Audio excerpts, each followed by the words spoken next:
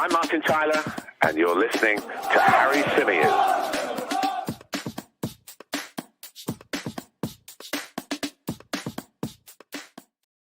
Hey everybody, welcome back to the Chronicles of a Gooner, the Arsenal podcast, part of the 90 Min Football Network. As ever, I'm your host, Harry Symeou, coming to you on this very hot, very muggy Monday afternoon.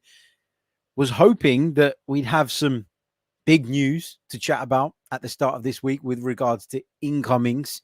Don't know that that's the case, but there is some news doing the rounds, or there are at least some reports doing the rounds. And we're going to be diving into all of those reports right here on the Chronicles of a Gooner. If I could quickly ask before we get into it, if you haven't done so already and you're watching us on YouTube, whether you're live with us now or whether you're watching this back on replay, please do hit the like button. And of course, subscribe to the channel if you're new. We're pushing towards our next milestone and we want to get there sooner rather than later. Your help is very, very much appreciated.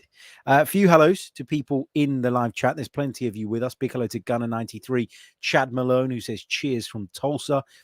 Big hello to you, mate. Big hello to Harvey, who was here early doors as well. Big hello to Boss, to Glenn Goldsworthy, to Lynn, to Clock End Seb, to Omar, to CHHS fans, to Aaron, who says, had a terrible day so far. Give me some good news, Harry.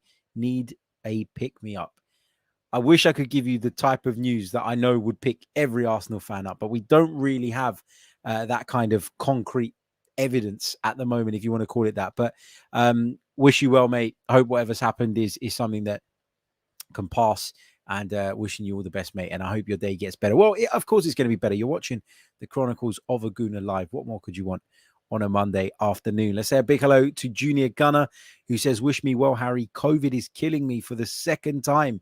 Do you know what? I've heard of so many people in the last 48 hours, colleagues, friends, that have gone down with it again. It is rife again, which is surprising, really, because, you know, I'm not going to get into it, but, you know, I thought in the summer it was better because we did more things outside and all of that, and people have their doors and their windows open and all that jazz. But it seems as though a lot of people are picking it up again. I guess there are no rules at the moment, right? Everybody's just gone back to normal. So, yeah, it was always going to happen at some point. What else have we got in the chat? Big hello to Craig, who is in Rhodes at the moment. Hope you're well, mate. Hope you're having a good holiday. Big hello to Nikomo, to Femi, to Martin, to Sko, to Asson, to Isaac, to Paul, to William, who joins us from Zambia. Hope you're well, my friend. Big hello to Sia. RB says, hello from the coldest room I could find. I've got the fan on full blast. I don't care if you can hear it through the microphone. I don't care. It is bloody hot.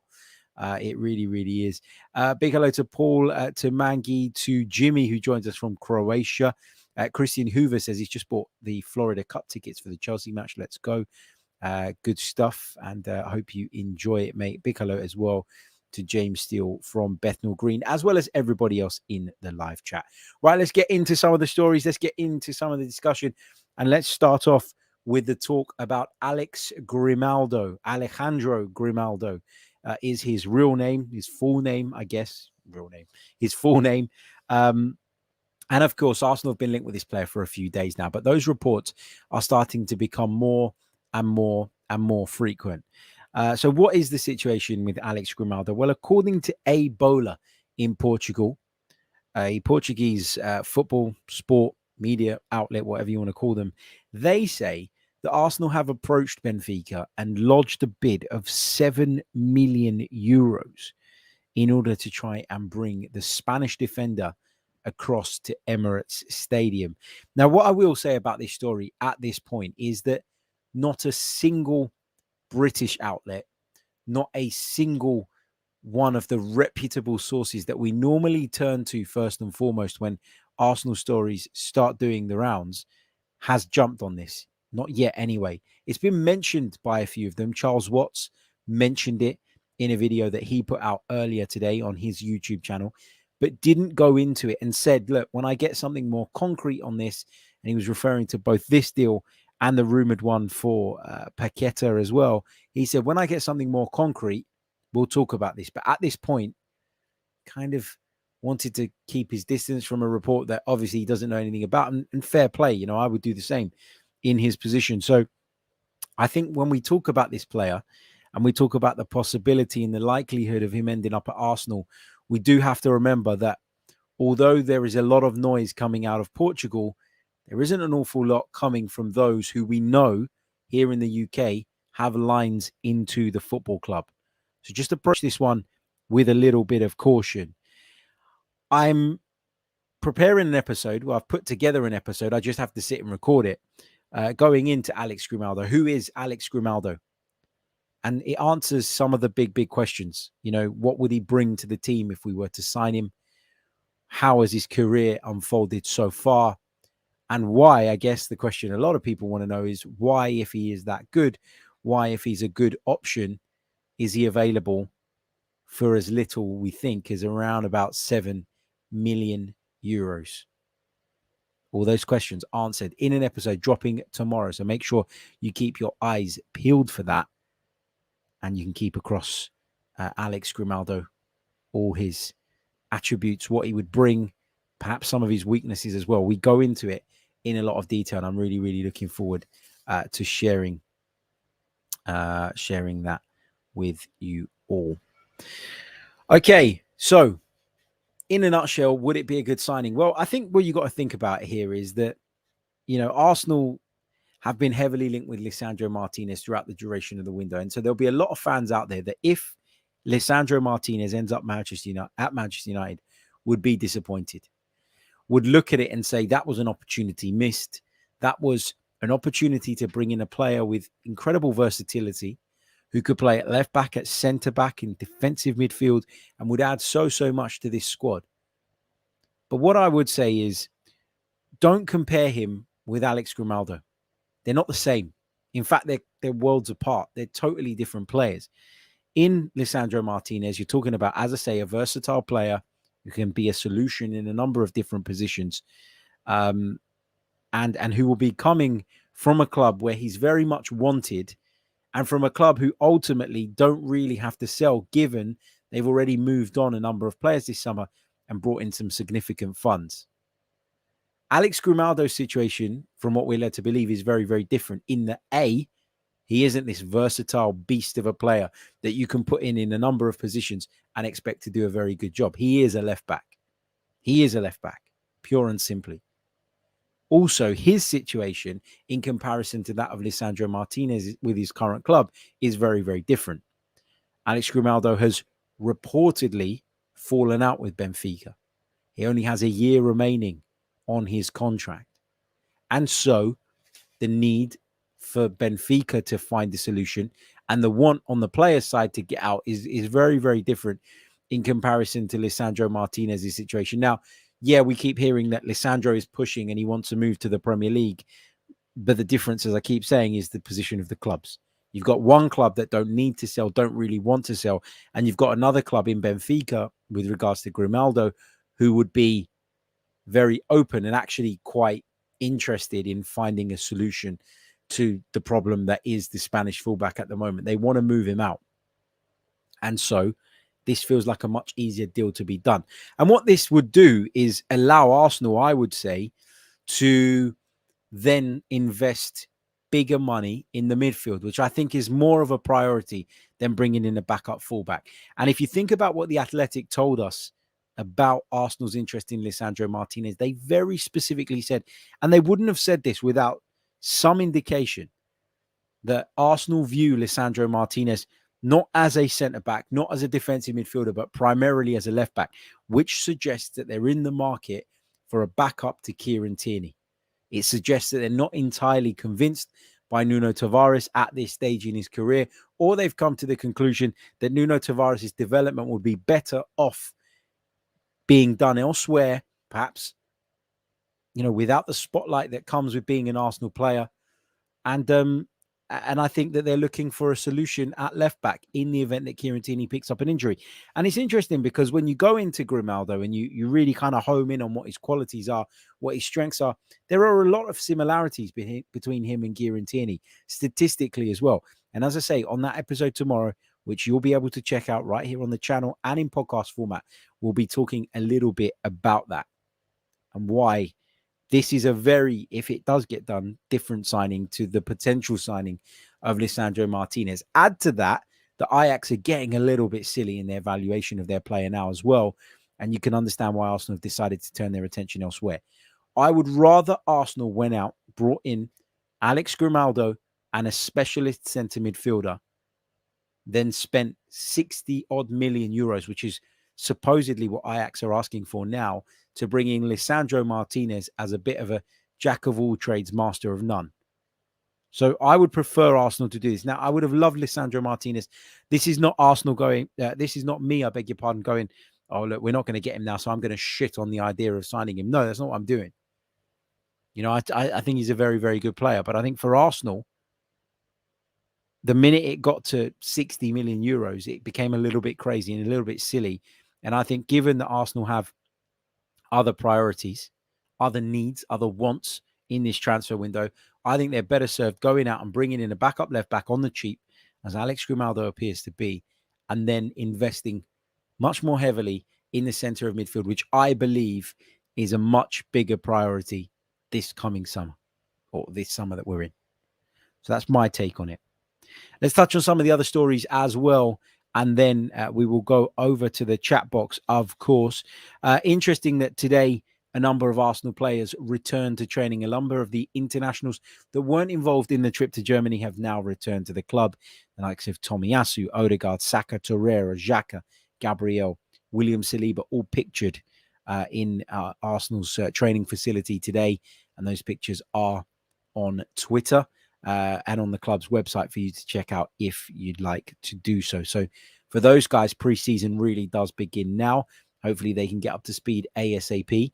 And Mikel Arteta, I'm sure, is going to use the minutes in the pre-season games over in America to try and get these guys up to speed a little bit quicker. Now, we understand that they've been doing their own fitness work, that they've been, you know, making sure that their condition is suitable coming back to training. But obviously, that match practice, that match sharpness, all of those things, you know, are really important, and you need to get those from pre-season in order to be in the best possible shape going into the start of the campaign. So good to see those guys back, and hopefully we can get them up to speed ASAP.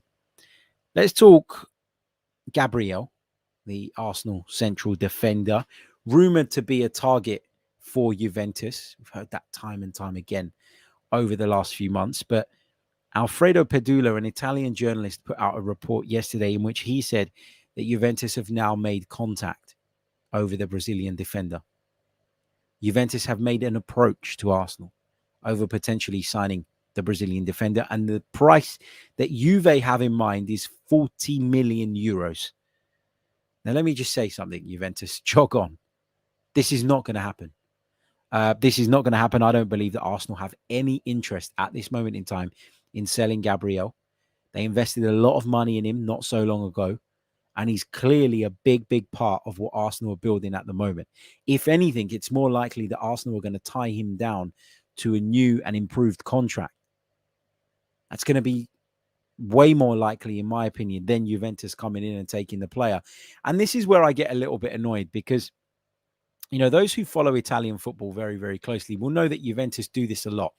Okay, they go in, they unsettle people, they sell them the dream, and then they worry about getting them out of their club afterwards. You know, they try and turn people's heads. And in Italy, domestically, in recent seasons, they've been able to bully some of the smaller clubs into parting ways with some of their most valuable assets in cut price deals. They've been able to get so many players on the premise that they're not going to pay for them now, but they're going to pay for them in a year's time.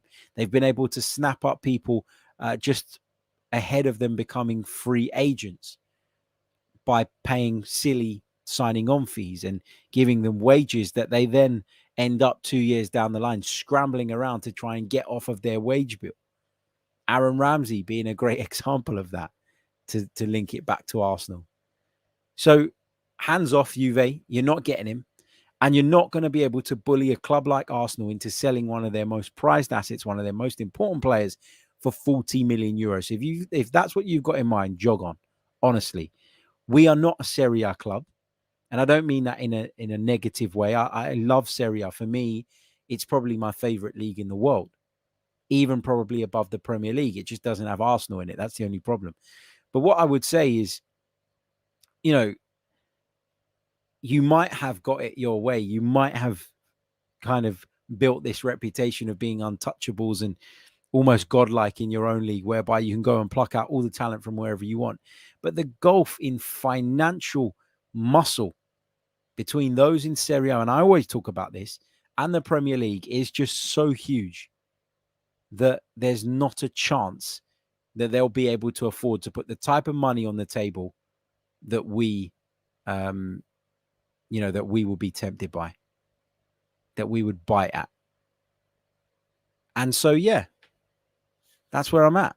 It seems like a story designed to try and unsettle the player. Maybe it's coming from Gabriel's agents. Maybe they are wanting to get that Juve interest out into the open because, as we understand it, they're seeking a contract extension and improved terms at Arsenal. So perhaps either fabricating or or blowing up the interest that is quite minimal, or no, that's not fair. Over exaggerating the interest that maybe does exist in some capacity is a good way of maybe getting Arsenal to the table a little bit quicker. I don't believe that Gabriel wants to jump ship at this point. I think he's delighted with the fact that he is a starting centre-back at a club the size of Arsenal. He had a very good season last season, in my opinion, with the exception of a couple of games. But for the most part, I thought he was sound. He was physical. He was great. I thought he brought a lot out of Ben White as well.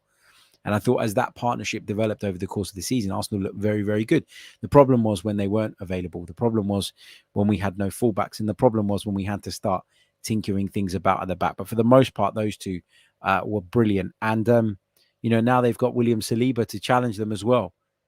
And I think he'll move ahead of Rob Holding in the pecking order. And all of a sudden, there's some very, very healthy competition at the back. So Juve back off. It's not happening.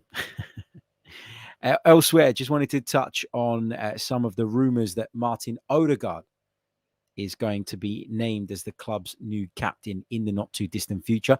I think a lot of people would pick Martin Ødegaard. I think it's a possibility that's been discussed for a while. And I think that, there is probably some truth to this. I expect Arsenal will make some sort of announcement with regards to the Norwegian and his role at the club. And I think this makes sense because, he's clearly a very, very intelligent player. He perfectly embodies what Arsenal are trying to build, a project with young, hungry players. Martin Ødegaard is very hungry. He really struggled at Real Madrid to have an impact. He struggled to impose himself. He struggled to show them what he could do. He got the opportunity to go out on loan, but never really had a home. And Arsenal is now his home. And you can see when he's kind of with Mikel Arteta, when they're kind of exchanging notes during games, that there's clearly a strong relationship between the two. Mikel Arteta went all out to get him, to bring him back to the football club after that loan spell. Arsenal waited. There were other targets available. There were other options there, but they decided to pursue Martin Ødegaard, and it meant that they had to wait till really late in the window. But as I always say, if you know that a player is the right fit, if you really do believe he's the one, you shouldn't compromise on that. And if you have to see it right through till the end, then so be it. That's the way it goes. But look, his relationship with the group seems to be very strong. His relationship with the manager seems to be very strong. He's clearly someone who leads the press for Mikel Arteta's side in a lot of ways, who's impacted brilliantly in his first full season as an Arsenal player. And I think he's a great candidate. I really, really do. So, yeah, I'd be pleased with that decision. He is my choice. The other player that people talk about quite a bit, the other name that is often floated around is that of Kieran Tierney. But with his injury problems, with his injury record, it's impossible to make him the captain, in my opinion. You don't want a captain that's absent. And while I admit and agree and acknowledge that the role of a captain isn't quite what it was many, many years ago, you still want someone that's present. You still want someone that's there more often than not. I think nowadays, though, it is more about being a role model, being the manager's lieutenant, if you like. Some will call it the manager's pet. But you know what I'm trying to say? Out on the pitch. And I think that is what the modern day captain probably looks like. And Martin Ødegaard fits into that, in my opinion. So I'd be delighted if he was named the new Arsenal captain. And I think we'll probably get that news and that announcement in the not too distant future. Let's touch on Lucas Torreira, who again has been speaking about his future. Can't stop speaking about his future at the moment. I get it. He's desperate to try and engineer a move somewhere where he feels he's going to be appreciated, loved, and given the opportunity to fulfill the potential that he undoubtedly showed earlier on in his career. And he's been talking more recently about Roma. Roma, a club who, of course, tried for an Arsenal midfielder last summer, but when push came to shove, didn't have the money or didn't want to pay the money to make that deal happen. Now, I find this a little bit strange because Lucas Torreira, in my mind, is a defensive midfield player, a deep-lying midfield player. And Roma have just signed Matic. Now, I know that Matic is in the twilight of his career. That bond with Mourinho is probably what spurred that transfer, etc., etc. But I don't really know that he's going to go straight into that Roma team. Now, make no mistake about it, he had a great season in Syria last year. He was very, very impressive at Fiorentina. But as of yet, they've not been able to or not been willing to make an offer that has tempted Arsenal into selling the player. Lucas Torreira has named the price that he believes he's available for. And he's put plenty of those come and get me please out into the universe. But as of yet, nobody has come in. He's talked about Mourinho now. He's talked about Roma now. Is that another potential option? Maybe. But personally, I don't see it. I don't see it. We'll see. Also, Kyle Walker-Peters, another name being mentioned with regards to Arsenal by The Athletic. Arsenal are said to be keeping tabs on his situation in the event that they decide to jump into the market for a right back next season. Now, Kyle Walker-Peters has also played at left back at times, and that may be something that appeals to Arsenal, but I don't think he's the same at left back. I think it's very rare that you find fullbacks that can be equally as effective on either side. But Kyle Walker-Peters is someone that Arsenal are understood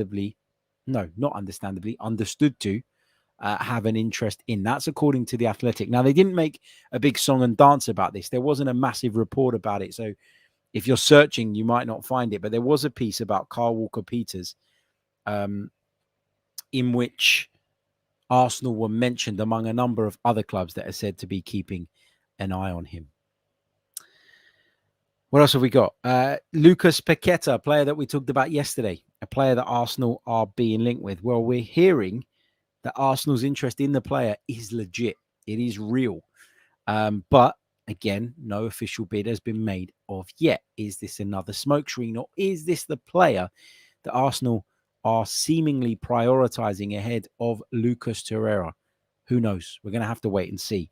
But we're hearing from multiple outlets that interest from Arsenal in the Brazilian is very much real, but we shall see. Just finally, from me, before I go over to the questions, before I dive into the chat box and start filling the chat box up,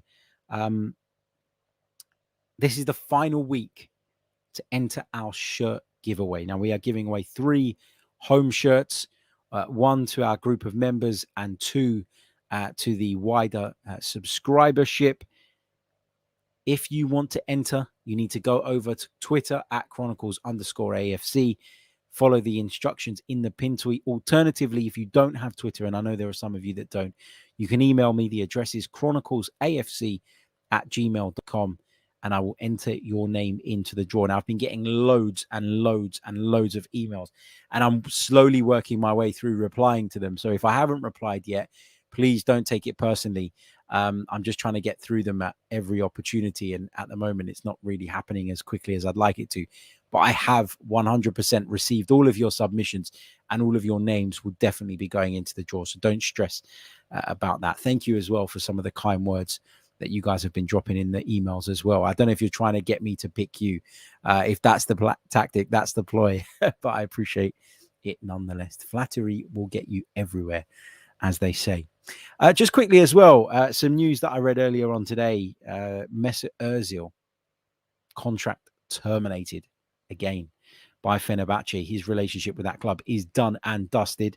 No surprise, given the way things went down at Arsenal. And we've also seen some pictures on social media from William Saliba's agent, which suggests that maybe, just maybe, his client and Arsenal are getting ready to make an announcement with regards to his future. And I'll tell you what, if he does end up signing a new contract and goes on to have a very good season, there's a lot of Arsenal fans that will have egg on their faces because of how critical they were with the way that Arsenal dealt with him. Now, I know they made mistakes, and I'm not denying that. They definitely made a mistake when they opted not to register him, and they didn't manage to get him out on loan, and therefore he sat around for 6 months. I completely agree that Arsenal got that horribly, horribly wrong.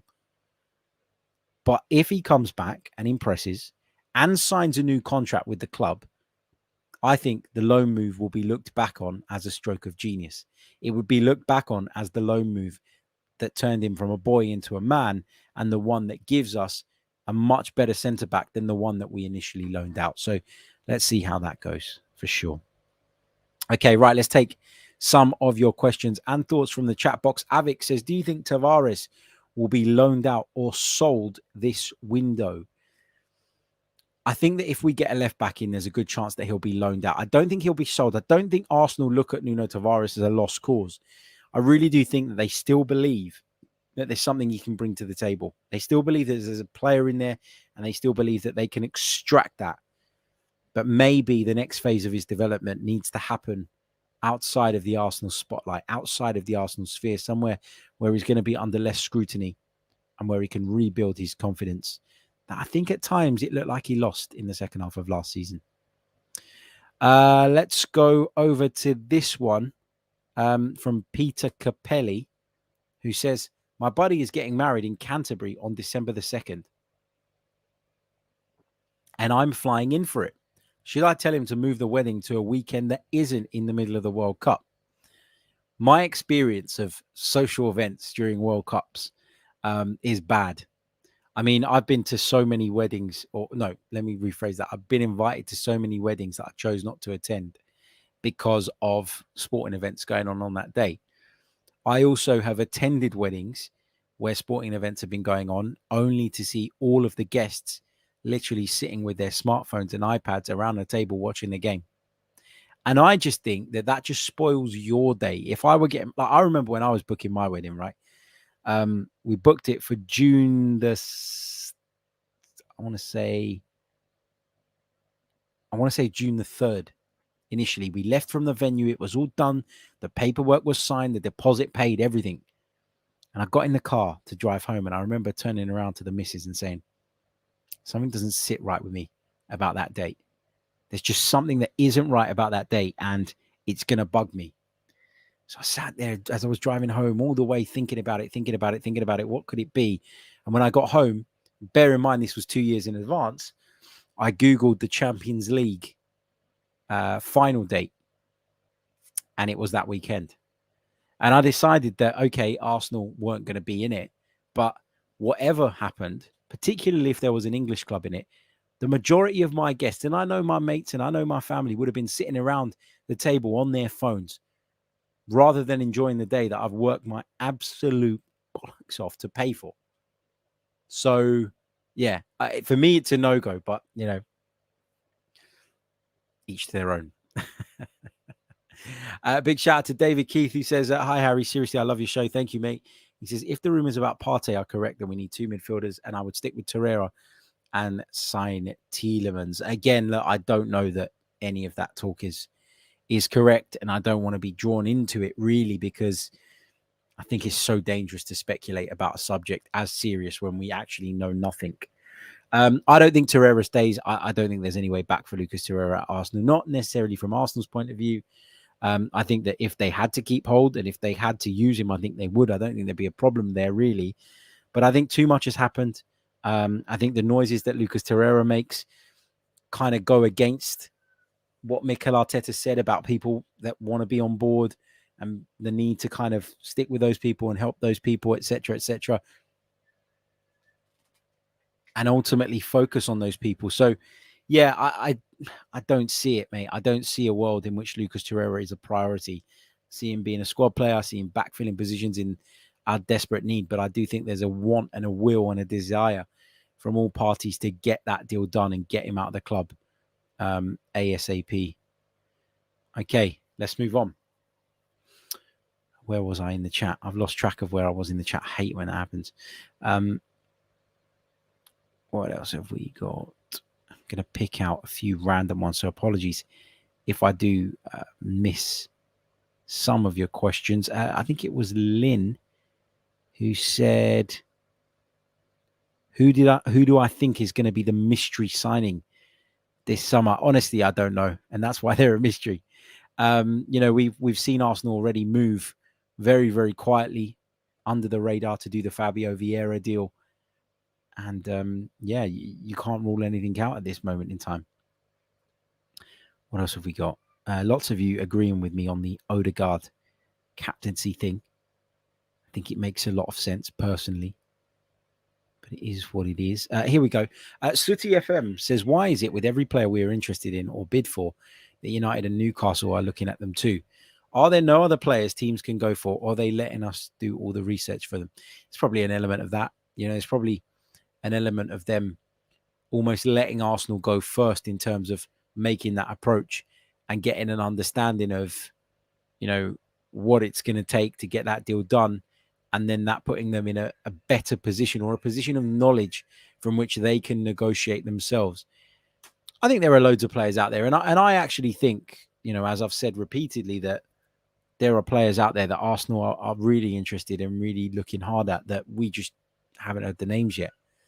And I think that in a lot of instances, some of these stories can be smoke screens deliberately put out by a football club. Other stories can be agent driven, whereby an agent is looking to gain either something from his client's existing club, maybe a new contract, maybe a pay increase, or is looking to spark a bidding war and is looking to get their player, their client, out of wherever they are. So I think a lot of these reports are driven by different places and different people with different interests. And so, look, I do think Arsenal were interested in Rafinha. I do think Arsenal were interested in Lisandro Martinez. But if they were the only targets, particularly in Lisandro Martinez's case, Arsenal would have just gone and tabled the money that Ajax want because they can afford it. And similarly, they would have gone and tabled the money for Rafinha that Leeds want, because we understand now that Barcelona are going to do a deal that's made up significantly of add-ons.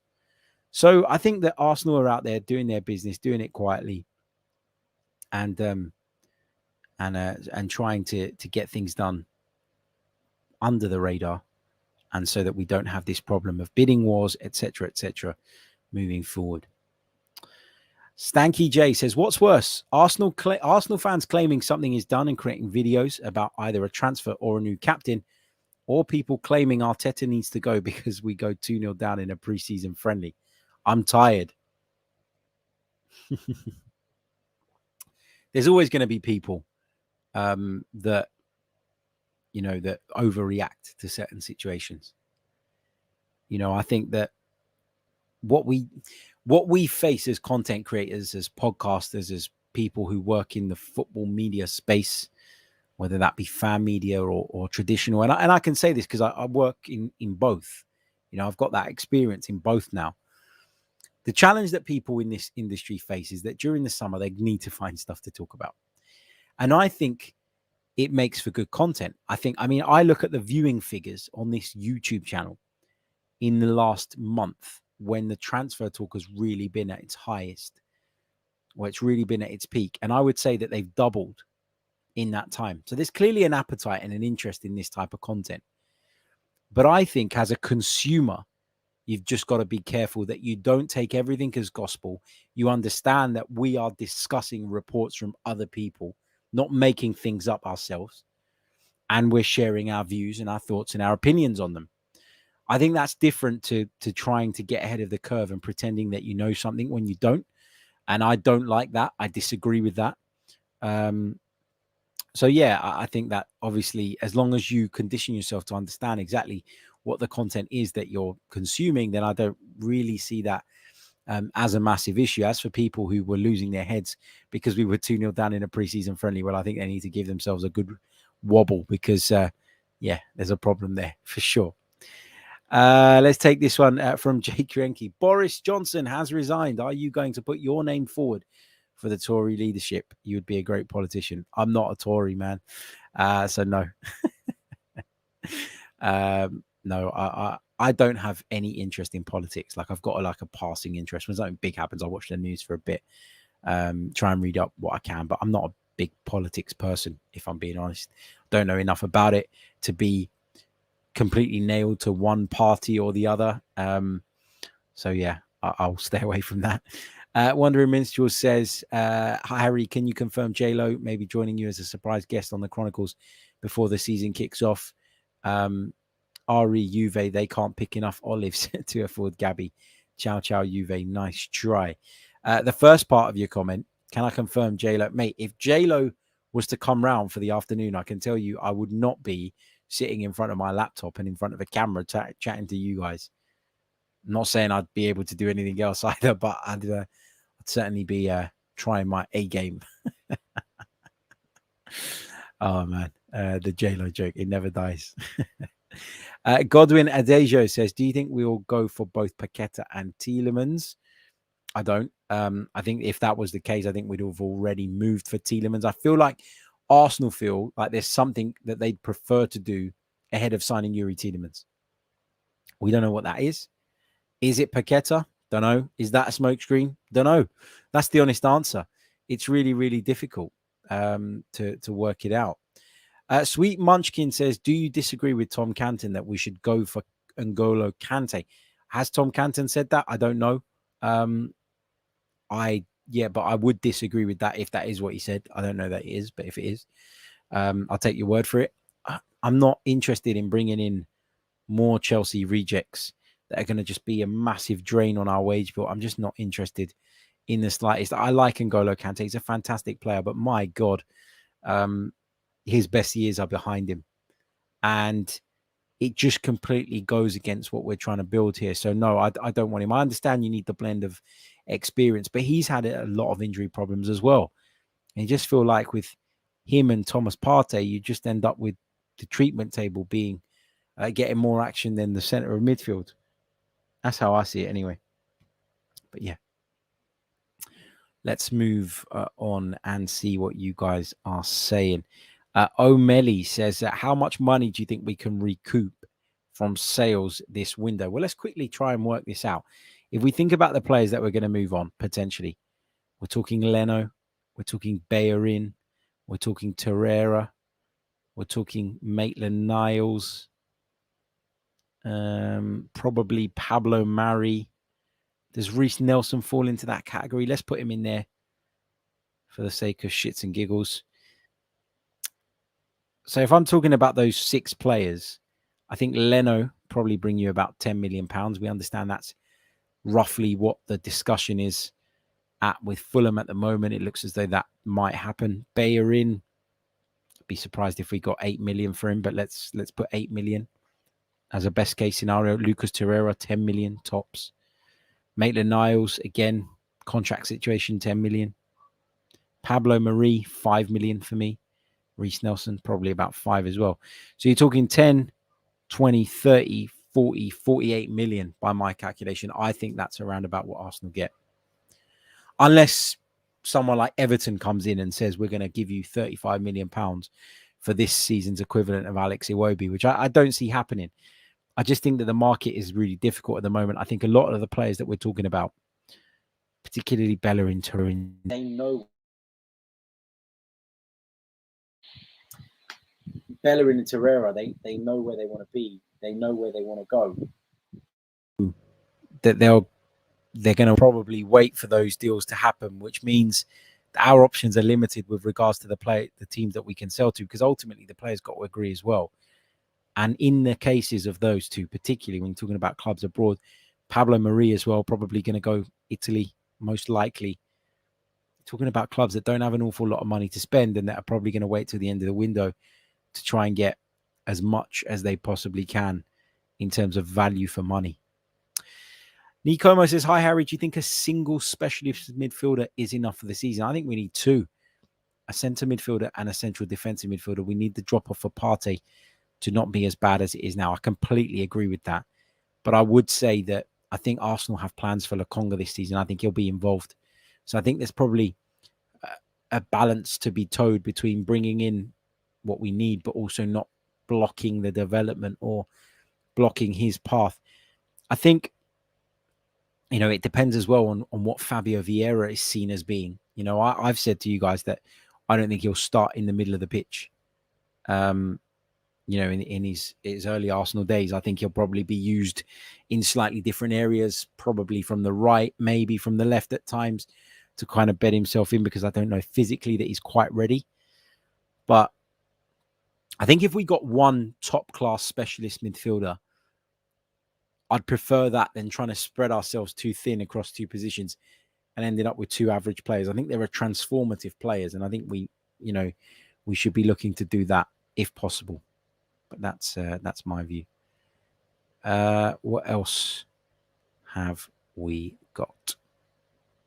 Just scrolling through. I've just seen a comment from Tom Canton. Where is it? Here it is. Drop a like on the video, people. Don't freeload. Exactly. Don't freeload. And then he says, I take it back. Don't like the video now. That's because I disagreed with the N'Golo Kante thing. But jokes aside, there are nearly 700 of you with us right now across the multiple platforms. We've only got 169 likes on the board. Let's get that up to 300 right away. There should be no excuse. There's more than enough of you watching. Also, please do subscribe to the channel if you're new as well. That really, really does help.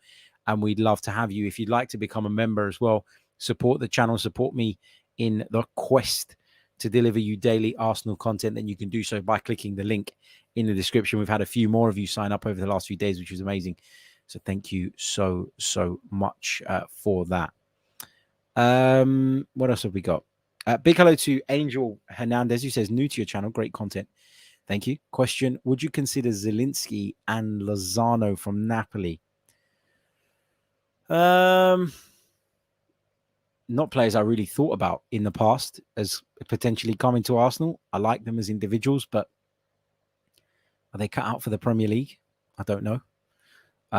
No, they're not on my list of wants at the moment, if I'm being honest. And again, I just think that Napoli is such a difficult club to deal with. And those who cover Serie A lot closer than I do will tell you that as well.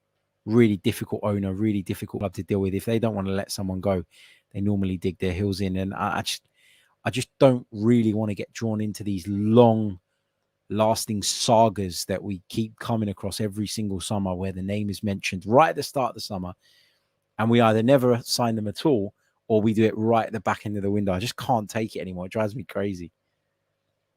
What else have we got? Big thank you to V-Dub, who subbed from Australia. Thank you so much. Really, really do appreciate your support. I'm going to take one more question before I jump off, because we've been going for around about 45 minutes. It's 5 p.m. here in the UK. I'm going to clock off, put my feet up, enjoy some of the sunshine, and get ready to watch some of the women's Euros tonight.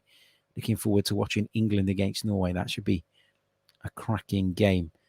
There was a comment that I wanted to pick up and I've lost it because the chat has updated. Hold on a second. Here we go. Let's take this one from Stanky J. What should we do with Pepe? I think he's a great player, but doesn't suit our playing style. Is there any way you see him playing next season? Well, I think if he stays at the club and Arsenal don't go out and buy a winger, then there is a chance that he plays quite a bit, actually, probably in the Europa League, probably in some of the cup competitions. And I think the Europa League is a good level for Nicolas Pepe, and it could be, to a degree, the rebirth of him. Maybe I'm getting a bit carried away in saying that. Maybe I'm saying what I want to happen rather than what I think is going to happen. But I think he's good enough to impact in that competition. We need to give Bukayo Saka a break, and particularly in the group stages of that, I wouldn't be annoyed at Nicolas Pepe being the guy that gets tasked with that, because if it helps him build his confidence and then he can help us in the Premier League, and then it drives his value up ahead of January or the following summer, then yeah, I'm okay with it. Because I think that he's one of those people that I don't think he's ever going to be what we thought he was going to be when we signed him. I don't think he's ever going to be the go-to guy on the right wing. I just don't see it. Having said that, I don't think he's complete shit either. I think he's got a lot. I think he's got a lot to bring to the table. I think he can score goals. I think he's arguably one of the best finishers at the club, even still. I think he's someone who's unpredictable, who can cause people problems. I think there's still some value to Nicolas Pepe for the squad. But I don't know that he wants to be just that anymore. And that means that, you know, he's probably open to a move elsewhere, which means that he's not fully committed, which means that maybe we should try and cash in now while we can. A lot of thoughts going around my head about Nicolas Pepe. But listen, if we started the season with him as a backup to Bukayo Saka and playing in the Europa League and in the cup competitions, I wouldn't be against that, to be honest with you. And you got to think, like, we're obviously not going to sign Rafinha. So we're probably going to get a winger that's maybe up and coming, if we get one at all. I don't think that's the priority. But we're probably going to get one that's up and coming, probably one that maybe doesn't have Premier League experience. And therefore, that player that we bring in might have a better future at Arsenal.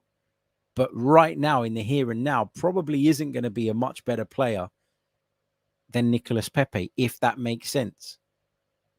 Probably doesn't, if you're listening in. But the point I'm trying to make is that if you go and bring in an up-and-coming winger to come in for the future, that's great. And in the long run, you'll benefit from that more. But I do think that when it comes to someone like Nicolas Pepe, who's proven he can score goals, who's proven he can set things up, who's proven he can be a handful in certain competitions at a certain level, then I think that he could do equally as good a job as that up-and-coming winger that I'm hypothetically saying we're going to sign. So, yeah, I'm not massively upset by the prospect or worried or concerned by the prospect of him playing at times next season. But I also appreciate that if the right offer comes along, then just do it, you know, because the future looks bleak for him at Arsenal in the long run anyway. Okay, we're going to leave it there. Thank you all so much for tuning in. It is very, very much appreciated. Let's just check in where we are on the likes. I set a target of 300. We've only got 212 on the board. Come on, let's get there ASAP. Smash the like button if you haven't done so already. Make sure you're subscribed to the channel if you're new, and keep your eyes peeled for our Grimaldo special coming out tomorrow. And listen, if you're looking for like a real in-depth tactical analysis with lots of numbers and lots of diagrams and charts, I'm not the person for that. Go over to Tom's The Gooner Talk TV. I'm sure there'll be a tactical breakdown coming up on Grimaldo at some point. Check that out. Go over to FK's Latte Firm, where they do some excellent breakdowns as well. Mine is not going to be that. I'm just forewarning you. Mine is going to be the conclusions I've come to based on some of the research I've done around the player today.